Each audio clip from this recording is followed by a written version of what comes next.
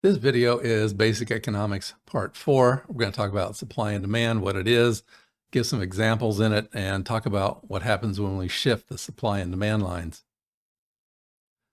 So let's talk about that basic supply and demand and how it creates market prices. At the personal level, this is called microeconomics, and that's the definition of it is economics of individual households.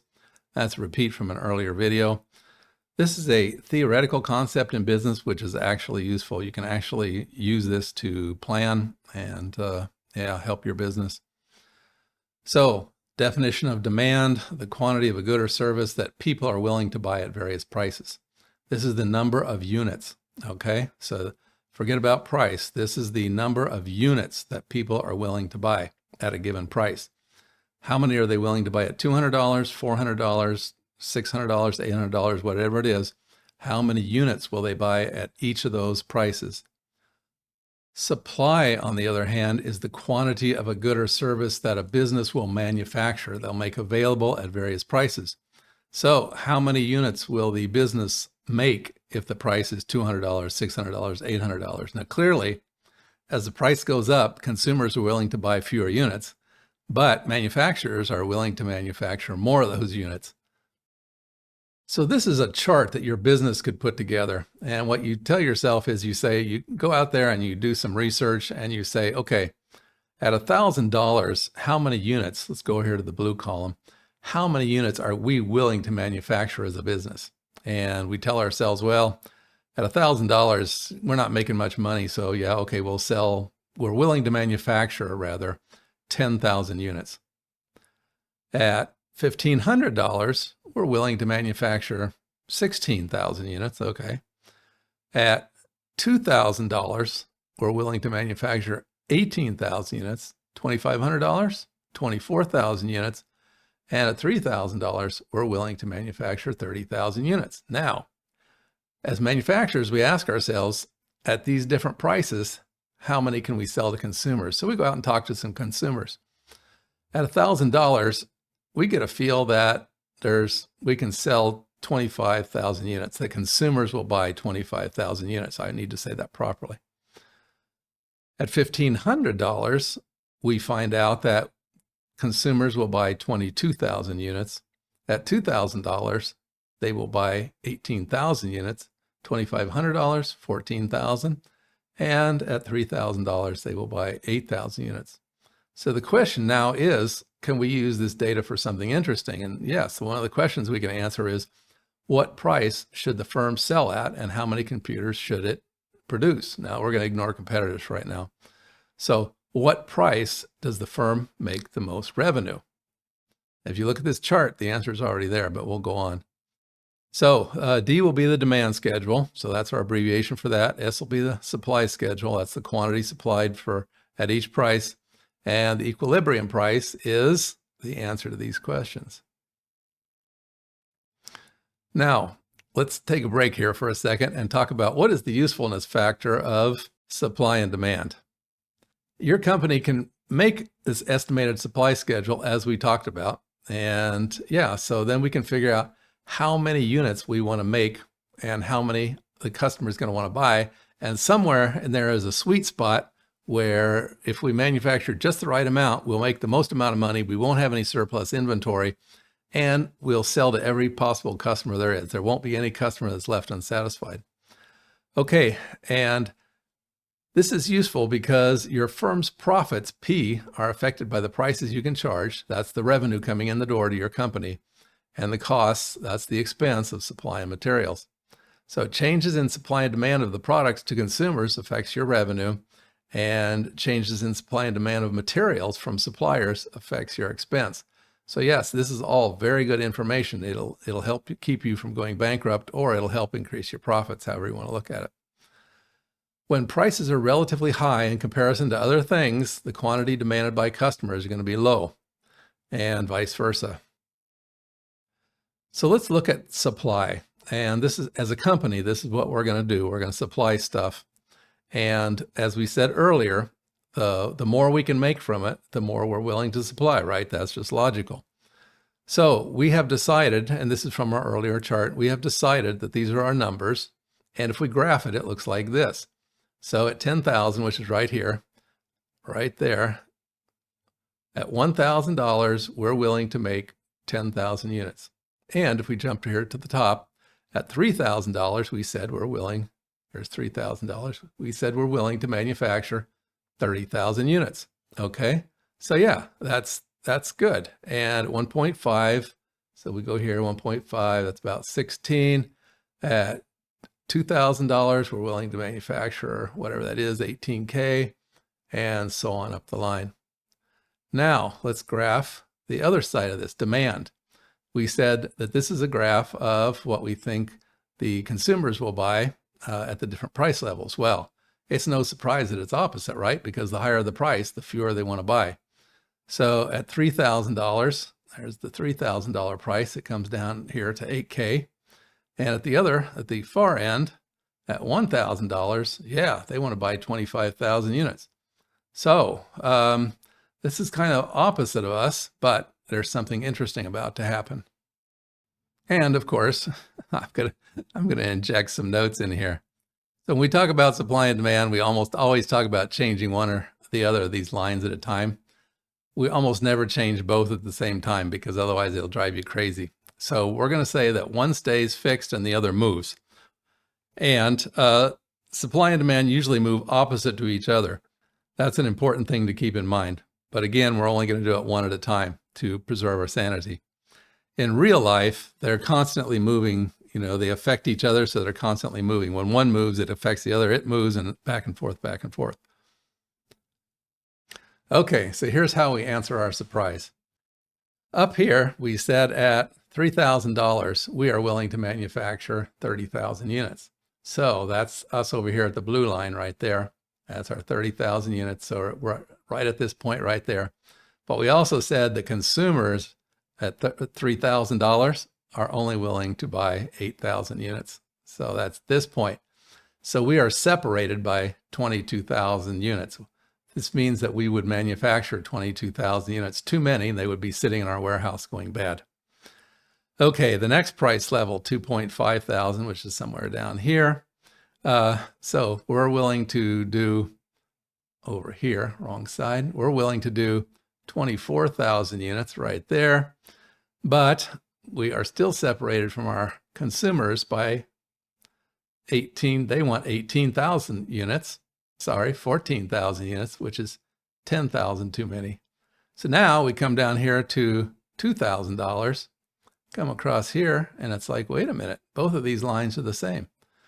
We're willing to manufacture 18,000 and customers are willing to buy 18,000.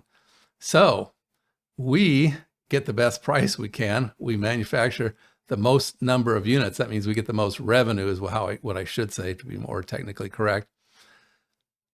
Yeah, so we produce the 18,000 and we have enough consumers to buy every last one of them. No excess inventory and no customers left wanting.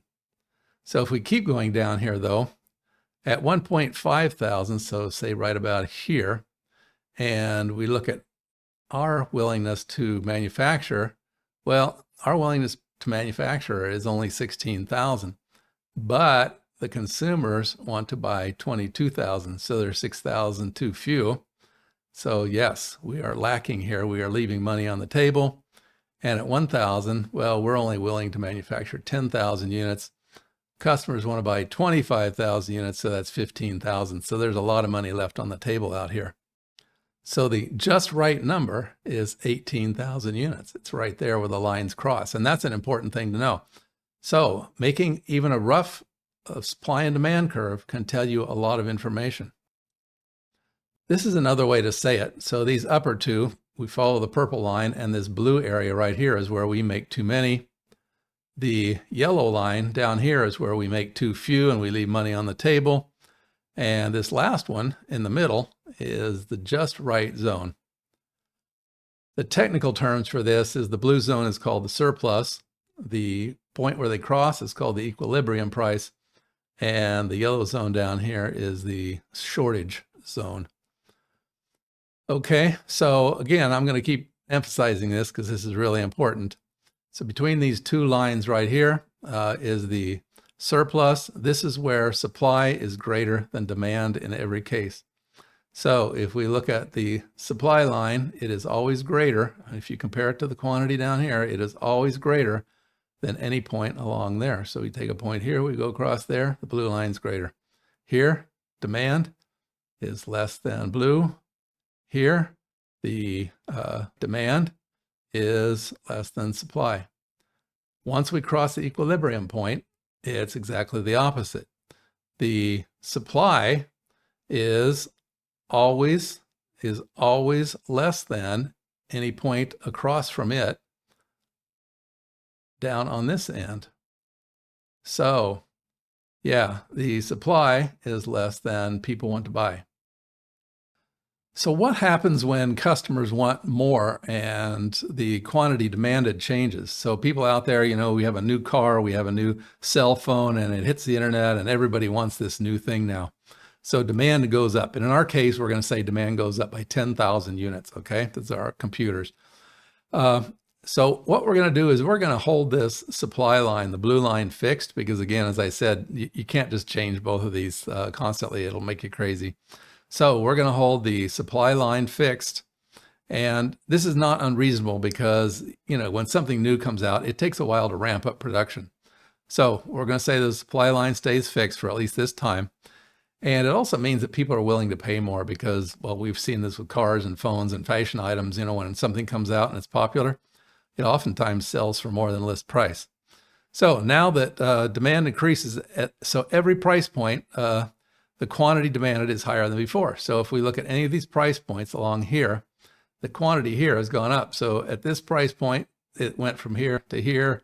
At this price point, it went from here over to here, and so on. The demand curve shifts outward, so it goes straight across here. We're not going to go up the blue line. It shifts straight across from here to here, and it moves over by 10,000 units. So just along this axis, it is shifted by 10,000 units. So the change in demand also causes the equilibrium price to rise from the old one, which was 2,000, to the new one, which is 2,500. So we're going to go from here to here. Because what happened is, you see this where it crossed?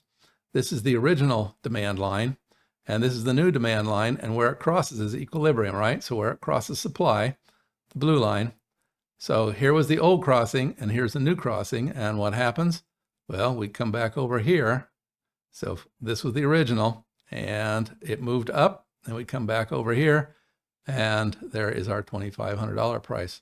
So yes, changes in demand can affect changes in price. Now, this line doesn't just have to shift to the right, which you'll see in most economic textbooks. It'll shift to the right.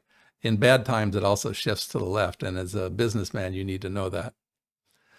Okay, in a typical actual market, it often goes like this. What happens is demand will shift, and that's the first step. And then price increases because, yeah, I mean, this is a sequence of events, and then quickly following, equilibrium will shift as people figure out the new price and new amounts.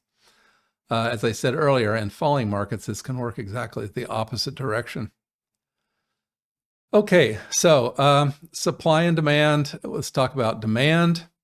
If the price of the computer is, and this is our same old table, only what's happened is we have added our demand column right here, and this is the original demand, and this is the new demand right here, and the quantity has not changed. So this is exactly this diagram right here, and this is the data we use to draw that graph. So we just see that in the old days, it was 18,000 units. E1 was 18,000 here and 18,000 there. But under our new equilibrium, which is 24,000, the price went up to $2,500. Okay, so note that when this happens, you cannot just add, and I'm going to repeat this probably multiple times, you cannot just add 10,000 to the old equilibrium to get the new equilibrium. Yeah, so the old was 18 and the new is 24. So that is not just a shift of 10,000 units. Let's see, what else is interesting that I should remember to tell you? Demand can change because of things other than price, such as popularity, fashion, cars, vacation, entertainment, and so on. Okay, so let's do a brain reset. Let's talk about supply. And we're going to now shift the supply line. What we have done is our factory has figured out through a lot of cleverness how to produce 6,000 more units at the same cost.